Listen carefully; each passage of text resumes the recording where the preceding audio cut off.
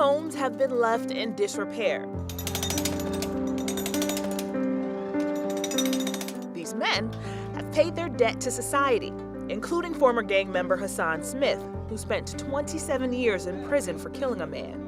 They used to call me Slick when I was way back in the day. I was about 16, because I knew how to maneuver around a lot of stuff, and people respected me because I didn't disrespect nobody. I did what I had to do and I got out the way. Now he's helping uplift his Chicago community, mentoring others in similar situations as they help turn around the abandoned properties in Chicago Lawn.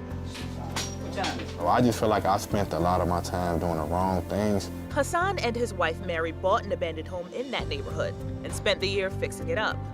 The area couldn't escape 2008's mortgage crisis. As a result, 600 homes were abandoned in their neighborhood alone. Hasan, along with other local organizations, decided they did not want to live amongst such disrepair. So they decided to take action, no matter how big the problem seemed. How are we going to do this?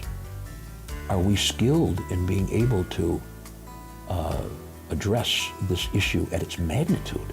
Since 2013, the groups have raised millions geared towards buying and repairing vacant properties. So far, they've given new life to more than 300 homes. Police data shows a correlation between their work and neighborhood safety. Violence and property crime dropped by 45% since 2008.